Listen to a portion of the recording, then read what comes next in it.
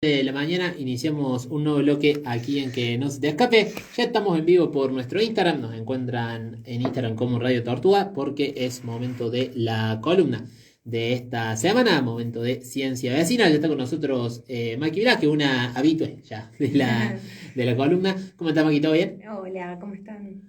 Muy bien, muy bien. Bueno, acá renegando con el frío, como decíamos hace un rato, que afuera está más lindo ya a esta altura. Está hermoso el día. Sí, el sol está ahí, se lo ve bien alto. No hemos podido salir todavía del estudio con Kimei desde las 9 de la mañana. Cuando llegamos el día no estaba en las condiciones que está ahora. Así que imaginarás que venimos renegando con eso. Pero bueno, ya resolveremos. Columna pegadita a los temas de actualidad. Estamos en la antesala de la semana del parto respetado. Y justamente sobre eso es de lo que vamos a hablar. Así que te invito a que comiences a desarrollar. Bueno, muchas gracias. Por Bueno, favor, a vos. en realidad, hoy se inaugura en la Semana Mundial del Parto Respetado esas casualidades y no tan casualidades de la vida que yo desde el 2012 me dedico a investigar esas temáticas y justo la Semana Mundial por el Parto Respetado cae en la semana de mi cumpleaños, porque el jueves cumplo años. Ah, mira vos.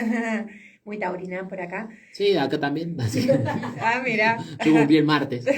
Con razón hay criollitos en la mesa. Claro. Bueno, hoy se inaugura la Semana Mundial por el Parto Respetado, que es, bueno, es una efeméride que nos invita, como siempre, a reflexionar. Yo creo que hay como muchas cosas para dónde tirar o para dónde analizar. Para empezar, creo que no se puede pensar el parto respetado sin su contracara, que es la violencia obstétrica. Totalmente. Son como dos caras de una misma moneda. Y bueno, para contar un poco mi investigación, yo dediqué desde el año 2013 hasta el 2017, que fue el año que entregué mi tesis de grado en antropología, Sí. a investigar el mundo social del parto respetado. Uh-huh. Y un poco en esos años, que ya han pasado muchos, casi más de 10 años, en ese momento recién en Córdoba estaba comenzando a resurgir, ¿no? Algunos colectivos feministas que ponían sobre la mesa o ponían en agenda esta temática, ¿no? Con datos escalofriantes como que tenemos la mitad de nuestra población nace por cesáreas, incumpliendo totalmente con lo recomendado por la Organización Mundial de la Salud y por otras entidades internacionales, y que a su vez las narrativas de esas cesáreas Sí. siempre vienen muy cargadas de mucha violencia psicológica, de maltrato físico, ¿no? Entonces, bueno, yo en el 2013, cuando empiezo a investigar este mundo, me encuentro con dos trabajos grandes. Uno de una estudiante de trabajo social que empieza a investigar este mundo porque ella misma sufre violencia obstétrica en Santa Fe, y una santiagueña que es enfermera y antropóloga que escribe un libro maravilloso y muy cruel de cómo se vive la violencia obstétrica dentro del hospital, ¿no? Hace como un trabajo etnográfico dentro del hospital. Uh-huh. Yo en su momento, que era estudiante de la carrera de antropología, quise empezar a ver ese universo y ver qué estaba pasando en Córdoba, ¿no? Cuál era el índice de violencia obstétrica en Córdoba. Sí. Porque realmente escuchaba historias que parecían sacadas de Black Mirror, o sea, eran muy tenebrosas. Eran distópicas. Totalmente, o sea, mujeres que habían sido atadas para parir, o sea, las frases que los médicos o los profesionales de la salud le decían, bueno, la verdad es que era... Eso quería hacer una pequeña pregunta, porque vos mencionás, un poco me toma por sorpresa, pero bueno, no he atravesado, no he tenido que acompañar a nadie en una situación de parto, de cesárea todavía. Quería consultar eso, la violencia psicológica, yo entiendo que se ejerce mucho, o es más, no, está casi normalizada, diría yo, en el parto natural. pero no lo tenía no lo tenía tan asociada a la cesárea. Por supuesto que sucede en los dos, Sí, digamos, sí. en las dos formas de parir y de nacer, digamos, ¿no? Pero lo llamativo ahí es que, bueno, bueno, creo que ahí hay mucho para desglosar, pero me agarro a algo que me decís de, bueno, yo no tuve nadie cerca para acompañar. Ujú. Yo creo que ahí, volviendo un poco más a la base, el parto es algo muy íntimo, muy personal, muy que cada uno lo vive con su propia subjetividad, pero también es un evento que es muy social, muy atravesado por lo cultural, lo político, lo económico, ¿no? Y que creo que está bueno ponerlo, este efeméride que nos trae esta semana, está muy bueno ponerlo de nuevo en tensión sobre la mesa para que sea realmente algo discutido por todas las personas, ¿no? ¿En qué sentido? Todas nacemos, ¿no?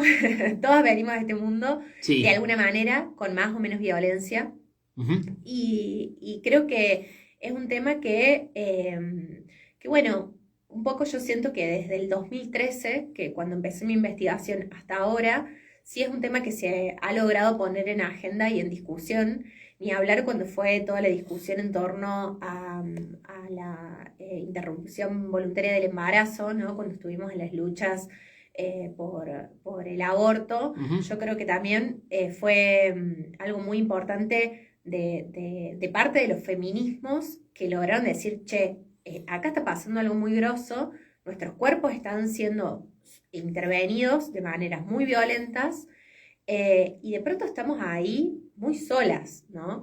Y lo más loco es que bueno, cuando yo empiezo a querer hacer mi trabajo de campo en un hospital, me conozco a un colectivo de mujeres feministas que se llama Mujeres por un Parto Respetado, que ellas surgen en noviembre del 2013 y las empiezo a acompañar en sus actividades, ¿no? Y yo las escuchaba, ellas de pronto empiezan a participar en cátedras de la Facultad de Medicina para estudiantes de medicina, iban a CPCs, de hecho dieron una charla hasta en el Archivo Provincial de la Memoria, o sea, como que ocuparon diferentes campos como para difundir derechos muy básicos que teníamos las mujeres en el momento de gestar, de parir, de lactar, de transitar nuestro puerperio, que para mí fue un laburo muy, muy zarpado en términos bueno, acercarle a las familias, porque no era solamente a las mujeres gestantes, sino acercarles a las familias y también hacerle como un llamado de atención muy grande a las personas que acompañaban a esa gestante, ¿no? Que puede ser el padre de ese bebé, puede ser la compañera, el compañero, la abuela, el tío, o sea, como decir, che, esto es un tema que tiene que ver con la salud pública, que tiene que ver con la implicancia de que todos estemos ahí, porque en ese momento donde estás con muchísima vulnerabilidad, pensemos en un parto institucional, ¿no? Que estás en una institución sanitaria, estás en un hospital, en una clínica, donde estás con contracciones, de pronto te ponen un montón de cosas para monitorearte, etcétera. Llega un momento donde estás tan vulnerable que tiene que haber otra persona que esté ahí acompañando ese proceso y velando por tus derechos también, ¿no? Pero yo digo, qué loco que hemos llegado o yo veía algo que me llamaba mucho la atención en esos años, de ese colectivo de Mujeres por un Parto Respetado, que tengan que exigir, ¿no?, a ese acompañante que demande porque se cumplen los derechos de las mujeres, ¿no? Y a mí me parecía muy loco como antropóloga cómo de pronto en ese momento de mucha vulnerabilidad también te sentías como tutelada, ¿no? Como de alguna manera, qué bajón que me tenga que estar cuidando a otra persona en ese momento donde debería ser un momento sumamente feliz. O sea, porque de pronto estás teniendo un bebé, para muchas mujeres obviamente pensando en las mejores condiciones de un embarazo deseado, por supuesto, ¿no? Pero es un momento de la cual estuviste esperando durante 40 semanas, 9 meses, con mucho amor, preparando un montón de cosas, la ropa, y de pronto se transforma en una cantidad de violencias ejercidas, no solamente sobre tu cuerpo, sino que eso afecta sobre todo a las madres primerizas, muchísimo después lo ves reflejado en los términos de salud mental, ¿no? Que también, bueno, justo esta es la Semana Mundial por el Parto Respetado, pero mayo vendríamos a decir que es un mes dedicado a esta temática, porque el 5 de mayo fue el Día de la Partera, el 6 de mayo fue el Día Mundial por la Salud Materna, que también eso es como muy llamativo y como en los últimos años se fue encrudeciendo esos datos, Sí. en términos de que 1 de cada 4 mujeres sufre depresión posparto. Y eso no es algo que tendría que ser pensado como de manera individual o bueno, si en tu familia alguien de tu familia tuvo depresión, es muy probable que tenga, sí, por supuesto que afecta, pero creo que ahí es mucho más complejo como para desglosar y pensarlo en términos de, bueno, ¿qué está pasando como sociedad? Sí, ¿no? sí.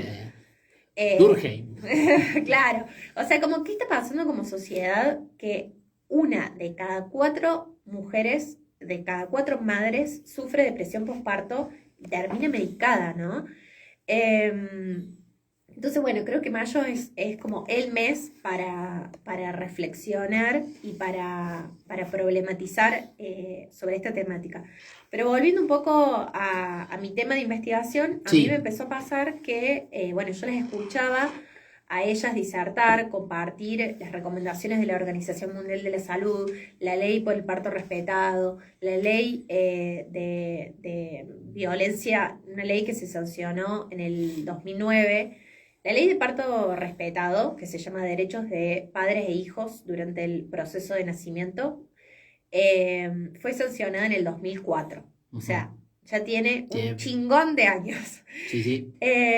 Y la ley de violencia hacia las mujeres es del año 2009, ¿sí? Dentro de esa ley se establece, está dentro de la ley, aparece la categoría violencia obstétrica. Sí. Entonces yo creo que ahí pasa algo muy interesante, que la normativa está yendo por un lado y que en la práctica vemos otras situaciones. Entonces yo algo que veía mucho en Mujeres por un Parto Respetado era como en la ley, o sea, existe esto y no se cumple, ¿no? Sí. Y a mí me parecía que si bien era como una lectura muy, muy clara de la realidad, me parecía que había otras cosas ahí como para desglosar, que fue un poco mi trabajo de investigación, y ver que eso después se continuó en mi tesis doctoral, que me enfoqué más en el mundo de las lactancias y las puericultoras, Sí. pero ver que existen un montón de matices y grises, ¿no? Y ahora intento un poco explicar y ahondar en ellos. Por un lado, creo que en su momento a mí me generaba mucha incomodidad escuchar a un feminismo que estaba muy en boga, que era, bueno, las mujeres sabemos parir, parimos desde los comienzos de la humanidad, la mujer es una raza mamífera, y yo imagínense que como antropóloga, cuando escuchaba ese concepto de raza mamífera, me titilaba un poquito el ojo, me ponía un poquito nerviosa, y creo que si bien me pasaba que acordaba y me sumaba a todas las luchas en torno a la violencia obstétrica, porque, como les contaba, era escalofriante los relatos de las mujeres. O sea, de pronto no sabías. Yo me acuerdo que una de las primeras actividades que fui de Mujeres por un Parto Respetado fue en el Archivo Provincial de la Memoria. Yo venía hacía un par de años laburando en ese espacio. Sí. No podía creer, o sea, como venía laburando en ese espacio, sabía y conocía las terribles condiciones en las cuales habían parido un montón de mujeres, que habían estado en la clandestinidad. Totalmente. Y yo de pronto escucharlas a Mujeres por un Parto Respetado contando partos contemporáneos en ese lugar, diciendo que había mujeres que la habían atado, que le habían hecho... Sí, tiene una carga simbólica muy fuerte. Muy fuerte, que le habían hecho una episiotomía, o sea, que es un corte vaginal, o sea, terrible, me parecía terrible. O sea, Hace realmente... poco me vi vi un reel de la episiotomía Ay, y no. dije, ¡ah! No, es que realmente Mi eso es... caso, el de mi mamá cuando yo nací fue así, que ella se peleó con su doctor, por suerte dentro de todo, le dijo, usted me llega a atar y yo me voy. Y no la ataron, le dijeron, bueno, pero te haré las patas acá arriba. Y mi vieja era como, esto es re incómodo. Claro, o sea, hay como un chiste medio interno, pero es como, pero va a ser caca así, o Claro, sea, es como... amiga. Es totalmente antinatural, o sea, sí, realmente. Pero, bueno, yo había algo ahí como digamos, con esa lucha de la cual obviamente me sentía muy parte y había otra parte donde no me encontraba en ese feminismo o donde había ciertas cosas que me generaban como esta incomodidad de, bueno, las mujeres sabemos parir desde el comienzo de la humanidad o las mujeres somos una raza mamífera, y yo dije, ahí hay algo que no me cierra y que como antropóloga me invitó la curiosidad, el decir, bueno, a ver qué pasa por ahí. Y me encontré con algo que para mí hay algo que se aprende, ¿no? Muchísimo. Si bien yo, en mi caso, cuando parí a mi hija, que era madre primeriza, obviamente era la primera vez en mi vida que yo vivía contracciones. Entonces, de pronto, estás ahí ante una sensación corporal totalmente nueva, pero que a su vez yo tuve mucho disciplinamiento corporal para llegar a ese lugar. ¿Y a qué me refiero? Primero yo estuve un montón de meses gestando, ¿no? Sí.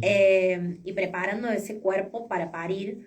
Por otro lado, también busqué alternativas para aprender a respirar, para aprender a pujar, para aprender sobre mi suelo pélvico. O sea, estrategias que a mí, al menos yo las viví en carne propia, pero que también las escuchaba muchísimo de Mujeres por un Parto Respetado, que tenían que ver con, bueno, está bueno llegar a este momento que es único e irrepetible porque cada nacimiento es totalmente diferente y las madres que seguramente están escuchando, las personas gestantes que están escuchando, que tuvieron a más de un parto, van a decir, no, el primero no fue nada que ver con el segundo o el tercero o el cuarto. Es único, es irrepetible, es el momento del nacimiento de esa persona, o sea, es la llegada al mundo de esa persona, o sea, es realmente un momento único, pero que también hay un disciplinamiento del cuerpo, hay una preparación del cuerpo para ese momento, y yo creo que en Mujeres por un Parto Respetado se insistía en esto de, bueno, no llegar tan... como de cara, no sé cómo decirlo de otra manera, como llegar un poco más preparada Sí. en términos no solamente de conocer tus derechos, conocer qué es lo que va a suceder, digamos, en ese momento, sino también decir, che, necesito conocer más sobre mi cuerpo, necesito tocarme, necesito conocer cómo es mi suelo pélvico, yo por ejemplo tengo el recuerdo de preguntarle a mi dula, de, che, esto de que voy a sangrar durante 45 días después de parir, ¿cuánto voy a sangrar? O sea, Claro. como me hacen comprar pañales y ¿cuánta sangre es? ¿Es tipo una pileta pelo pincho o es? O sea, como preguntas muy boludas, pero que de pronto, claro, a mí me había pasado que era la primera vez que me encontraba en ese momento tan vital, tan humano, tan vulnerable y que no saber un poco a quién hacer esas preguntas o sentir como eso, con la vergüenza de contar, de hacer ese tipo de preguntas. Me parece que eso te iba a decir. La limitación pasa un poco por ahí. Sí, totalmente. Hablo puramente de la subjetividad de cada madre primeriza principalmente. Después, obviamente, podemos ampliar y abrir ese debate un montón de otras cuestiones. Sí. Pero me parece que pasa por la vergüenza de no animarse a preguntar por los diferentes temores que puedan pasar por... Y que también tiene que ver, yo creo que tiene que ver con, por un lado, con la implementación de la ESI, o sea, Sí, no sin puede duda. ser que estas cosas no las sepamos porque tienen que ver con la sexualidad de los cuerpos gestantes, ¿no? Sí. Entonces, yo creo que ahí es un llamado de atención muy grande de la ESI, que de hecho este año se cumplen 20 años de la ESI, o sea, del programa El programa de de educación sexual integral. Entonces me parece que es como, bueno, un llamado de atención muy grande en torno bueno, ¿qué pasó ahí con nuestra sexualidad? De Sí, pronto estas cosas no las sabemos, no están sobre la mesa. Eh, y por otro lado, creo que tiene que ver con el acompañamiento, y acá es donde yo quería ir, el acompañamiento de los profesionales de la salud en torno a este proceso tan sexual y tan propio de las personas gestantes y de las mujeres, ¿no? Que es como, bueno, te va a pasar esto, vas a sentir esto, y no una visita que uno hace una consulta médica y que te despachan en 10 minutos y vos salís como con 40 millones de preguntas. Y yo creo que ahí en torno a estas consultas prenatales, eh, pienso varias cosas. Por un lado, creo que cuando yo empecé a hacer trabajo de campo allá en el 2013, se estaba militando mucho el plan de parto, que era como un diseño, sí, era eso, una guía de unas como ciertas pautas que sí. se planteaban de antemano como un contrato de negociación donde yo llevaba a mi obstetra, ¿sí? Diciendo yo quiero esto no lo quiero, esto lo quiero, esto no lo quiero. Y en esos años yo me acuerdo que la reacción de los profesionales de la salud era muy reactiva, ¿no? Era como, primero que entre las personas gestantes se pasaban cuáles eran los mejores médicos, o sea, por qué médicos habían sido violentadas y había como una especie de lista De lista negra negra. y listas de, bueno, acá no te van a maltratar tanto, ¿no? O no te van a violentar tanto, que de base eso me parece terrible, o sea, que vos Sí, que tengas la que vara, estar, que la vara, el piso, o sea, no claro, te van a maltratar tanto, ya es. tal cual. Ah, Y Dios. que de hecho, bueno, yo en ese momento empecé a trabajar con parteras que acompañaban partos domiciliarios y que planteaban otras formas de parir, y que también esto, bueno, lo llevo un poco más a lo personal, pero que yo también siempre me imaginé que iba a tener un parto domiciliario porque elegía estas maneras de parir de las cuales nadie me esté apurando en un proceso bueno, que tu cuerpo está aprendiendo con cada contracción a cómo pujar y que también hay que darle tiempo a eso, de Sí. que no me pongan, no me apuren ese proceso con poniéndome un suero con oxitocina, porque sabemos que ahí se desencadenan un montón de cosas, ¿no? Cuando se Ujú. empieza a medicalizar el parto, que empiezan con una oxitocina en el suero, que va con una epidural, que después la episiotomía, que después, o sea, es como, no, sabemos que además, yo después que me especialicé en lactancia, sabemos que eso después va a retrasar un montón la bajada de la leche, va a complicar un montón la lactancia, o sea, se empiezan a desencadenar una serie de cosas que vuelve todo mucho más complejo, ¿no? Eh, y llevándolo a nivel más, eso, más personal, yo siempre pensé que iba a tener un parto domiciliario y de pronto cuando estaba embarazada me encontraba en una condición de vivienda necesitándome mudar, porque básicamente se llovía dentro de mi casa y nada, nos costó, con el papá de mi hija nos estaba costando mucho encontrar casa en Córdoba y ahí es cuando migramos para la bolsa. Eh, Nos pasó bueno, yo no me veía anidando en mi casa porque no tenía casa, entonces no me vi teniendo un parto domiciliario cuando yo no tenía un poco casa, ¿no? Claro. Entonces ahí fue cuando empecé a buscar un parto institucional y para mí fue muy loco estar hasta mi semana 30 sin obstetra elegido o elegida, ¿no? En términos de que hice muchas consultas y yo ya sabiendo y estando en este campo, en este universo, conociendo un montón de profesionales de la salud, pero que me pasaba de decir, bueno, necesito encontrar una institución donde, no sé, donde pueda ingresar acompañada, ya sea si tengo parto natural o cesárea, que es algo muy básico, que es algo que además está establecido desde el 2004 en la ley de parto respetado, o que no me pongan ninguna medicación sin informarme, o sea, como cosas muy, muy básicas. Y de pronto eso, me encontré hasta la semana 30 buscando a un profesional donde no me apure, donde respete mis decisiones, donde, o por ejemplo esto, tuve una consulta prenatal con la neonatóloga, con la jefa de neonatología que iba a recibir a mi bebé en el Sí. hospital, que es algo que para las oyentas que me están escuchando y que están embarazadas sugiero mucho y recomiendo mucho, que es hagan consultas prenatales con las neonatólogas, porque van a ser ellas las que reciben, o ellos, las que reciben a sus hijes, ¿no? Y que también va a ser su bienvenida al mundo, ¿no? No es lo mismo que nazca tu hijo y te lo pongan en el pecho y que respeten eso que se llama la hora sagrada, ¿no?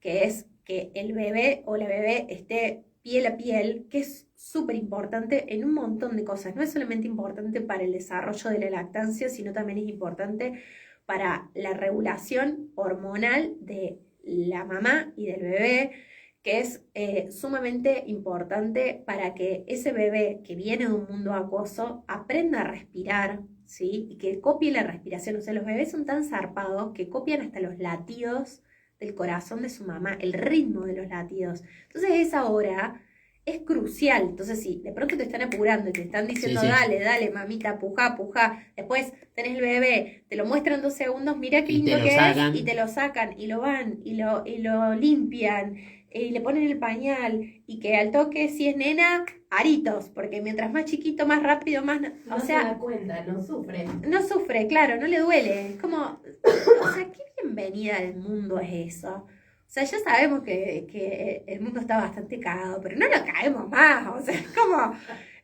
Sí, también es una realidad que, no sé, Es venimos al mundo, terrible. después crecemos y ni nos enteramos.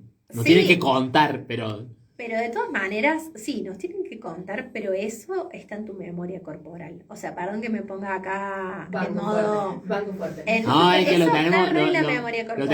lo tenemos que hacer. También es necesario que en estas columnas venga una pata un poco más provocadora para poder.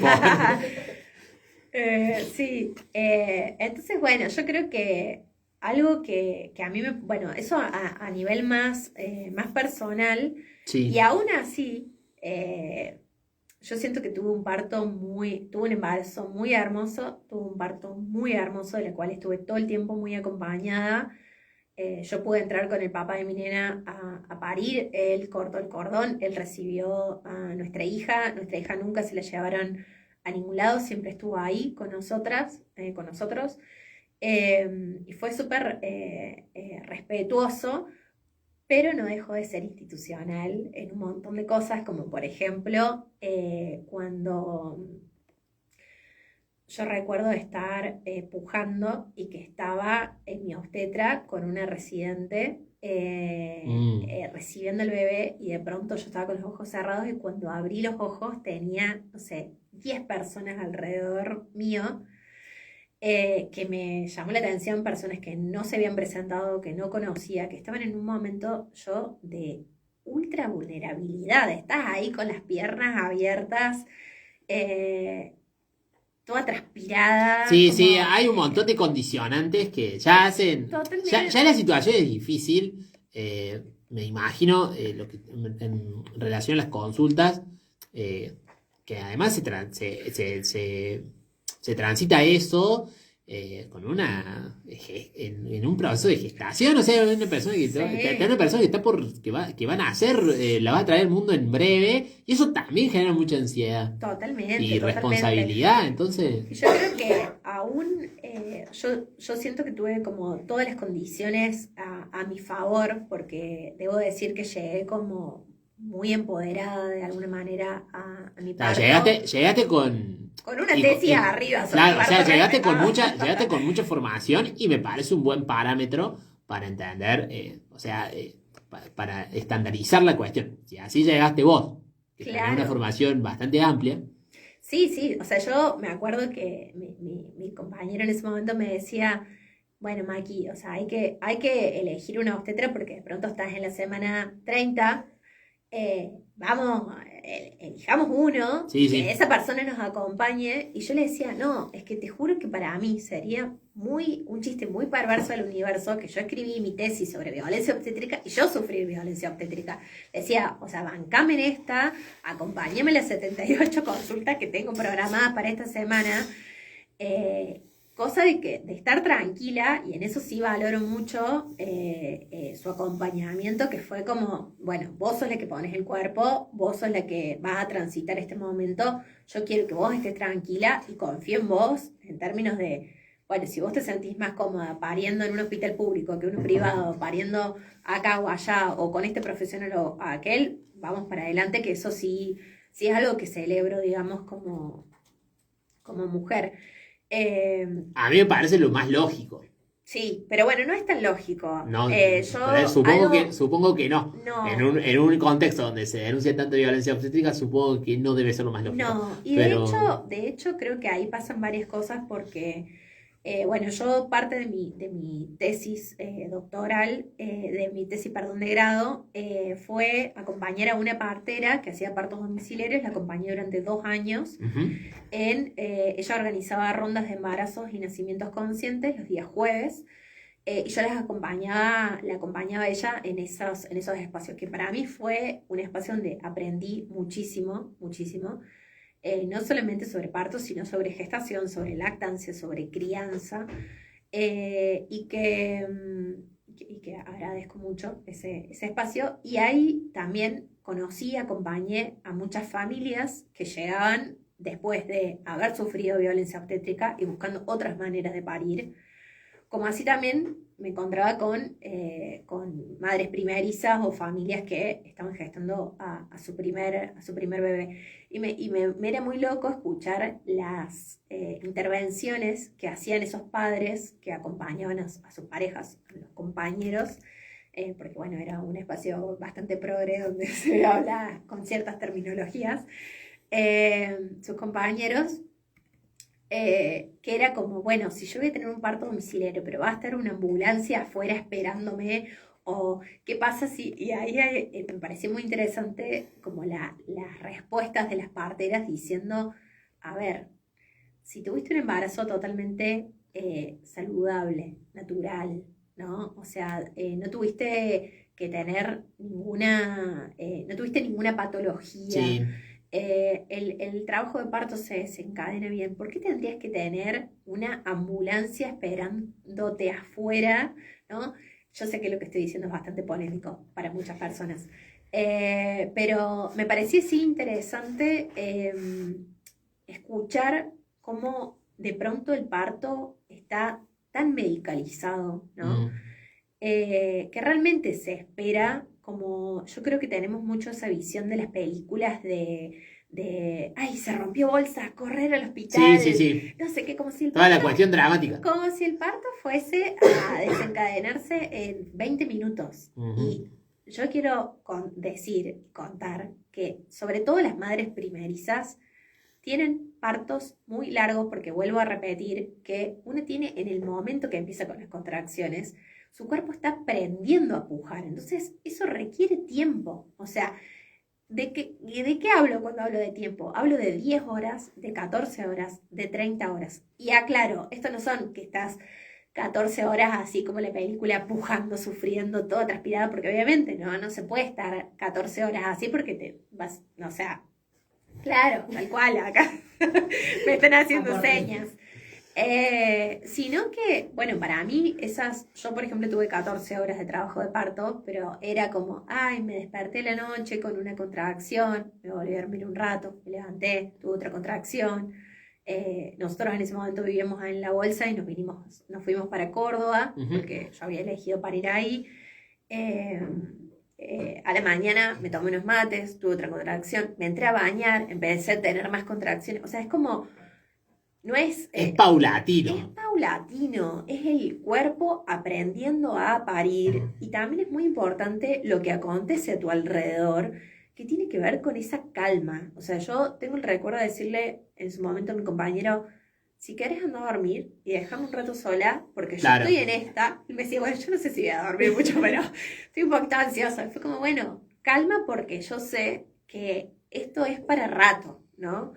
Y a mí eso también me ayudó no sé, yo por ejemplo llegué al hospital con 6 de dilatación, que es como un número que está, bueno, bastante bien en términos de los tiempos médicos. Supera el estándar. Supera el estándar en términos bueno, la mayoría de las primerizas llegan con 1, con 2 de dilatación. Y esto, digamos, no tiene que ver con, ay, qué copado lo que hice. No, tiene que ver con Qué capa que soy. Claro, qué capa, mirá qué copada lo que sirven las tesis. Claro, mirá, para dilatar. Sino sino en términos de, yo sabía que en el momento que yo iba a entrar a la institución, corría el tiempo. Claro. Entonces yo dije, yo prefiero estar muy tranquila en mi casa, que nadie me apure, tomarme un mate, pedirle a mi compañero, tráeme un criollito, tengo hambre, voy a comer. O sea, me parece una locura no poder tomar agua o comer durante el trabajo de parto, sobre todo cuando es así extenso, porque además una requiere fuerzas, claro, además no es que no te vas a pedir una hamburguesa. Claro, no te vas a clavar una fruta. Claro, no te vas a clavar un lomito, comete una fruta, unas nueces, algo que te traiga más fuerza, que te vuelva eje. Yo sé que, por ejemplo, tomar un mate es algo que me vuelve bastante eje, y que en el momento que yo entré a la institución, yo sabía que ahí empezaba a contar mi tiempo, porque la institución tiene otros tiempos. Claro, o sea, porque, claro, eso no hemos hablado de eso. Tal cual. Y no es por defender a las instituciones, pero tampoco hemos hablado de ese conflicto, que es un conflicto que es Totalmente. inevitable. Y que a su vez,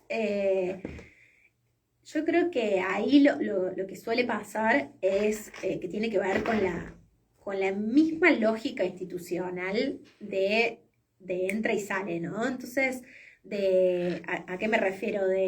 Bueno, entra una usuaria, que para ellos es paciente, y es como que el parto tiene que tener determinado momento, porque obviamente está ocupando una cama, porque está ocupando una habitación, Sí. porque eso requiere recursos, ¿no? Requiere que una residente esté acompañando ese proceso, o una enfermera, o si tiene una partera, o si tiene, es como toda una cantidad de recursos que acontecen ahí, ni hablar cuando esto, o sea, también creo que esto también se refleja muchísimo en los números y en un dato que tiré al principio de la entrevista, que tiene que ver con la cantidad de cesáreas. No es casual que las cesáreas se hagan los días viernes. La mayoría de las cesáreas se dan, o sea, la mayor cantidad de cesáreas se dan los días viernes. Ay, ahora tengo que buscar un dato. Porque los médicos, por supuesto, que no quieren que molesten el fin de semana. No quieren que jueguen el fin de semana. Y esto es muy llamativo en términos de, bueno, a ver, la cesárea tiene que suceder si hay una recomendación médica o si hay una decisión de parte de la mujer que ya decidió que no quiere ir por parto y que quiere ir por cesárea, o si hay alguna problemática médica. Sí, que puede ser en la mamá, puede ser en el bebé, o puede ser en mamá y bebé, que vos digas, no, bueno, esto sí o sí requiere a cesárea. Pero también es como muy llamativo en términos de números, de cómo puede ser que tengamos esos índices de violencia tan absurdos, ¿no? De, bueno, mujeres que sí quieren ir a parto natural y que de pronto por algo que vieron mal en la última ecografía, no, porque capaz que tiene vuelta de cordón, o hay un mito popular muy grande que es como, no, vos tenés las caderas muy chiquitas, tu bebé viene muy grandote, se estima que va a pesar 4 kilos, es como, bueno, ahí también es, no hay caderas grandes o caderas chicas o bebés grandes o bebés chicos para el momento del parto. O sea, el cuerpo es re sabio, supo gestar a un bebé que va a saber parir en esos términos. O sea, eso sí realmente es un mito popular. Ahora, lo que tiene que haber, digamos, son decisiones. O sea, decir, che, yo como mujer, mujer o persona gestante, quiero tener un parto vaginal, no quiero tener un parto vaginal, quiero llegar a una cesárea, quiero programar una cesárea, bueno, bárbaro. O sea, eso tiene que ver, para mí, y en esto sí yo me pongo media radical, para mí elegir tener una cesárea también es tener un parto respetado, ¿no? Porque tiene que ver con las elecciones que cada una toma sobre su propia sexualidad y sobre su propio cuerpo. Entonces, también está, y acá vuelvo un poco a mi tesis de grado, esa incomodidad que a mí me generaba esto de las mujeres somos una raza mamífera o las mujeres sabemos nacer desde el comienzo de la humanidad y otras frases así, Sí.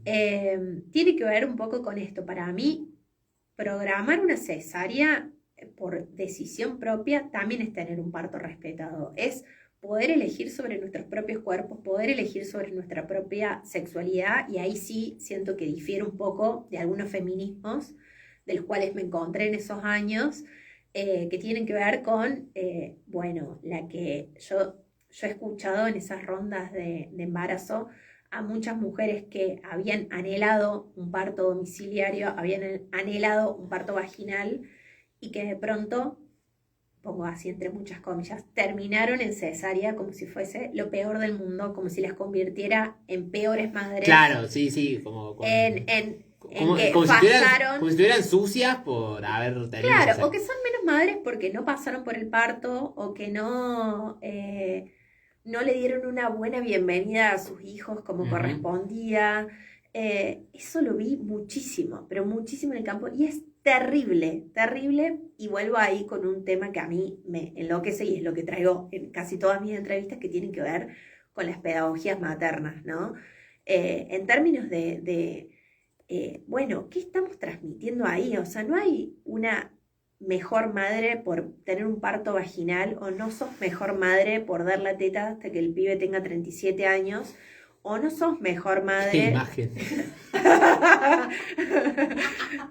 No sos mejor madre por esas prácticas. Y yo creo que eso también se vuelve dentro de los feminismos como en propios mandatos muy perversos, muy chotos, y que eso también es lo que genera este índice tan alarmante que de cada 4 mujeres, de 4 mamás, tengan depresión postparto, ¿no?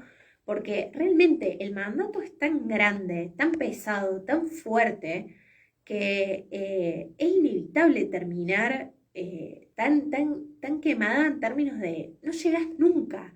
O sea, Claro. no llegas nunca a esa perfección de el parto vaginal, la lactancia hasta los 3, 4 años, la crianza no sé qué, respetuosa, la crianza con apego, el colecho, o sea, de pronto se transforma todo en una bola tan pesada que creo que también ahí es donde tenemos que apuntar y ser bastante más críticas. Y creo que si hay alguna puérpera que me está escuchando, creo que ahí es donde creo que debemos apuntar, de bajar un poco esa vara, bajar un poco esos mandatos, escuchar más a las madres y a esas personas gestantes, decir, bueno, ¿qué querés? ¿Qué necesitas vos para tu parto? Y lo mismo en términos de puerperio, ¿no? Y ahí es donde entras vos, que no tenés a nadie cercano que haya parido, pero que de pronto sí está bueno que aprendas ciertas estrategias para acompañar esos puerperios.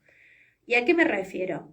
La persona que acaba de parir definitivamente no necesita ni un peluchito, ni un perfume para su recién nacido. Necesita que le lleves una tarta, necesita que resuelvas la comida, necesita que vayas a su casa 20 minutos a lavarle los platos, le dejes un besito, un cuarto de criollos y te vayas. O sea... Tomo nota. No peluchitos. No peluchitos, no peluchitos. O sea, yo creo ahí con eso de... Claro, y para mí, desde mi lectura, la depresión postparto pasa por ahí. Pasa porque para mí el hecho principal, obviamente pueden venir a rebatir esto cualquier mujer que haya parido, es que se va toda la gente que estuvo rodeándote y acompañándote desde el romanticismo durante todas esas semanas previas. Sí, además yo creo que, o sea, pasa ahí algo que tiene que ver con que las mujeres cuando estamos gestando, estamos embarazadas, es como todo luz, iluminadas, hasta el señor kiosquero nos quiere tocar la panza. Claro, por eso es... wow, como una... Se corre el como foco una también. Total, y de pronto pariste y todo el foco de atención va hacia ese bebé y vos estás ahí destrozadísima, ni hablar si transitaste por una cesárea, que estás con los puntos, que estás incómoda, que estás con mucho dolor, que estás con una lactancia complicada, o ni hablar, también pensando en otras maternidades, ni hablar la mamá que tuvo un bebé prematuro y que salió del hospital sin su bebé. Entonces, tu mamá. Mi mamá, por dos. Ahí cuando te escuchaba mi mamá, cuando la tuvo mi hermana fue 6 medicinas en los 90, ¿no? Que no es lo mismo que ser 6 medicinas hoy. Mi hermana nació y se la sacaron, ella no la vio hasta horas y horas y horas y horas después. Sí, creo que ahí, o sea, para para las madres y los padres que tienen pequeñines en neonatología, es realmente otra la vivencia de también eso, de decir, bueno, cómo se transforma ahí el mandato del parto, de cómo lo pariste, de cómo le das la teta, bueno, entonces, volviendo un poco ahí al eje, creo que hay que tener mucho recaudo, mucho respeto y realmente escuchar la subjetividad de cada persona gestante, porque yo, por ejemplo, creo que la mejor manera de acompañar es no regalando un peluchito y llevando una tarta, o haciendo unas viandas para el freezer y resolviendo eso. Quizás hay otras mamás que sí les gusta la visita en el hospital y la foto, el reel. La foto, tal cual. Yo no puedo, o sea, nada, pensaba en ese escenario. Me parece válido, no lo elijo yo. Yo en el 80%, esto es un cálculo hecho por mí, ahora, de mis allegados que han sido padres y madres, el reel, el padre lo sube no te digo los 5 minutos, se toma tal vez la noche, pero la madre lo sube como a la semana. O sea, no hay forma de... Sí, o sea, pasa ahí también que es muy loco como... Bueno, yo siento que puedo estar 40 horas hablando de esto, así que vos me Sí, cortás cuando nos vos queda quieras. poco tiempo, tenemos 5 minutos, te dejo ahí una intervención Dale. más, hay una pregunta en el vivo que me Bueno, gustaría que joya. la retrotraigamos porque ya lo tratamos en otras columnas y ya Dale. le damos un cierre. Dale, joya. Yo creo que también acá ingresa otro dispositivo que podemos pensar como una nueva tecnología que genera también pedagogías maternas, que tiene que ver con las redes sociales, ¿no? Y con Sí. las plataformas digitales. O sea, ¿qué pasa ahí con, de pronto construimos una imagen a partir de las redes de cómo tenemos que ser unas embarazadas, diosas espléndidas, fit, haciendo yoga, gimnasia y no sé qué, como comiendo súper saludable, haciendo, no sé, con el pelo espectacular y tal, cómo tenemos que parir, cómo esa bienvenida, ese recién nacido, cómo tiene que ser esa lactancia, esa foto, bueno, es como muy loco lo que consumimos y lo que vemos, y después eso lo que dista de nuestras realidades, Claro. ¿no? Yo creo que en los últimos años también, y eso sí lo considero como bien positivo, hubo muchas famosas que decidieron subir sus puerperios a las redes. Yo ahora se me viene a la cabeza a Katy Perry, pero creo que hay muchísimas, o sea, ni hablar, llevándolo a la Argentina. Bueno, Paula Chávez fue una de las grandes referentas de parto respetado, habló muchísimo sobre lactancia y parto respetado en muchas entrevistas, y yo creo que eso hizo que nos sea un poco más cercano, sobre todo a mí, por ejemplo, me pasó como madre primeriza, sobre todo en estas preguntas que hacía del posparto, de bueno, ¿cuánto voy a sangrar? ¿Cuánto, no sé qué, cómo me voy a sentir? La panza, ¿cuánto tiempo la voy a tener? ¿Cuándo se va? No sé, como cuestiones así, ¿cuándo es la bajada de la leche?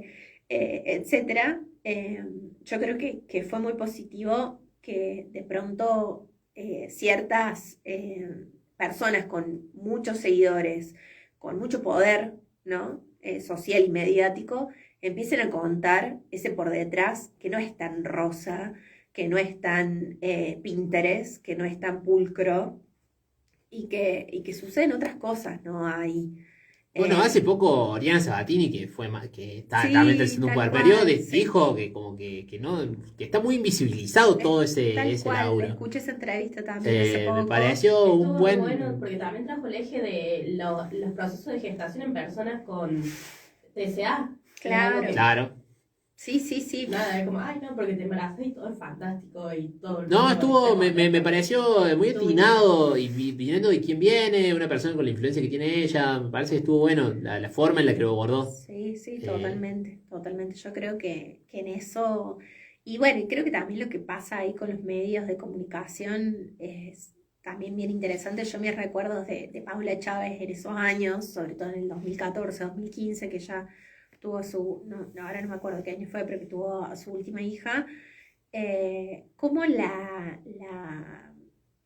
bulineaban en las entrevistas. O sea, después cómo retomaban entrevistas de ella y eran varones periodistas riéndose. Y para mí era muy loco de decir, acá claramente hay una mujer que está con mucha claridad diciendo cómo quiere parir, cómo quiere gestar, cómo viene viviendo y transitando su propio embarazo y cómo eso en esos años se toma, que no fueron hace tantos años, o sea, fueron hace 10 años, se está tomando en las redes sociales o se está tomando en los programas de chimentos como, ay, miren esta loca que quiere, no sé, hacer trabajo de parto en su casa antes de ir al hospital o tiene una dula, ¿qué es una dula?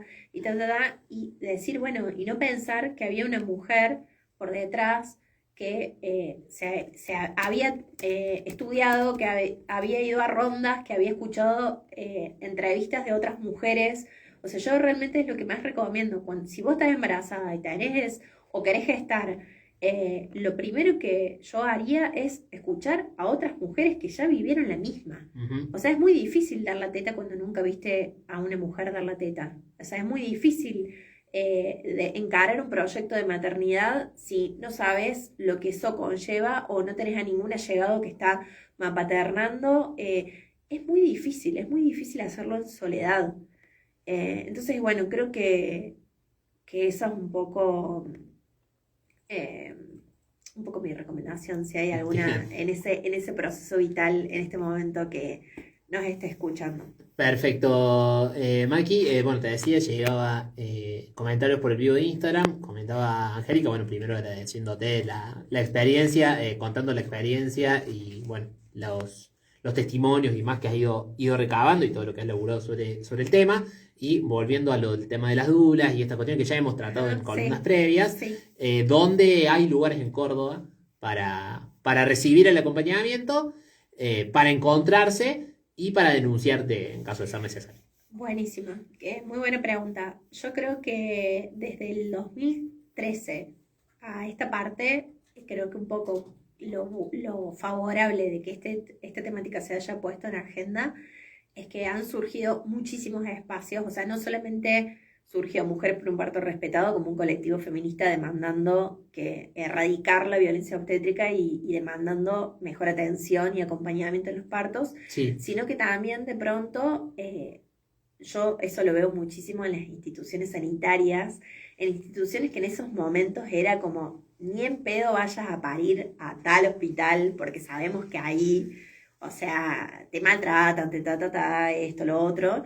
Y ahora de pronto yo veo en las propagandas o en los Instagram de esas mismas clínicas u hospitales que hoy hacen talleres prenatales, que claro, hacen visitas a las, o sea, hubo hubo un ahí cambio, hubo un hubo cambio un muy quiebre. grande, sí, para mí sí, hubo un cambio, a mi parecer, muy favorable y que creo que un poco es lo mismo que está pasando ahora con las poricultoras, que de Ujú. pronto se No me están salía el nombre. tranquilo. Con las poricultoras que de pronto están apareciendo cada vez más en las instituciones sanitarias y están apareciendo más porque hay más demanda de esas mujeres que dicen como, che, quiero parir acá. Y en la consulta prenatal les dicen, acá hay acompañamiento, o sea, tenés en tu institución, tenés alguna profesional que me pueda acompañar en el proceso de lactancia, Ujú. o porque tuve una lactancia de mierda en mi primer hijo, o porque no le pude dar, o porque soy madre primeriza y no sé muy bien cómo saber si está con un buen acople, una buena prendida o no. Eh, bueno, creo que en eso sí es algo re positivo. En Córdoba sí hay muchísimos espacios de formación de doulas. Creo que en Córdoba hay muchísimas doulas. Eh, Acá, de hecho, en Altagracia hay espacios y rondas de mapaternidad que, de hecho, después las podemos difundir en las redes. Bien. Pero sí, por supuesto, yo creo que ahí lo mejor que puede hacer una persona gestante en este momento es buscar red. Creo que además las personas que vos conocés en las rondas, que están en la misma que vos, las rondas son espacios, se les suele decir rondas, pero son como encuentros que vos tenés semanales o mensuales, previos a parir o quincenales, depende de la ronda en la cual vayas, Sí. previos a parir, escuchando los relatos y narrativas de otras personas que están en la misma que vos, o que han transitado ese camino hace poquito, ¿no? Ujú. Entonces para mí fue, por ejemplo, resarpado de ir a una ronda y escuchar a mujeres que habían parido hace 2-3 meses en el hospital que yo iba a parir, ¿no? Entonces decir, bueno, ¿cómo fue? Y te pusieron suero, no te pusieron suero, y te apuraron, no te apuraron, pudiste entrar acompañada, tuviste cesárea, parto natural, o sea, como creo que eso es lo más lindo, lo más interesante, y además, bueno, pasa ahí, esto es muy también recurrente, que de las personas que vos conocés en las rondas después se transforman en tus aliadas Claro. de puerperio, de trinchera, que una cree que se prepara mucho para el parto y después creo que un poco se vuelve rock and roll en el puerperio y en las lactancias y esos primeros meses que vos decís llora y no sé qué hacer. Claro, sí, sí. Tiene cólicos, no sé, todo otro mundo, o se duerme de día, de noche no, todos otros universos de la maternidad, que quien te acompaña es ahí tu compa de la ronda. Que eso creo que es muy lindo. Bueno, Maki, muchísimas gracias ahí por la respuesta No. final vamos a cerrarlo con algo porque ya nos vemos, son las 12:06. Ay, Hemos hablado gracias. casi una hora. Ay, Se sí, nos- sí, se yo nos hizo- puedo hablar, se nos extendió, se nos hablar. extendió. Así que te agradecemos. Recordemos, bueno, estamos ya en la semana por el parto respeto. Esa temática hemos abordado Sí. para este espacio. Te agradecemos la visita una vez más y bueno, cuando la agenda lo demande o cuando la comunidad científica también lo demande, te esperamos de vuelta por acá por el estudio. Muchas gracias. Nosotros vamos a cerrar el programa de hoy. Vamos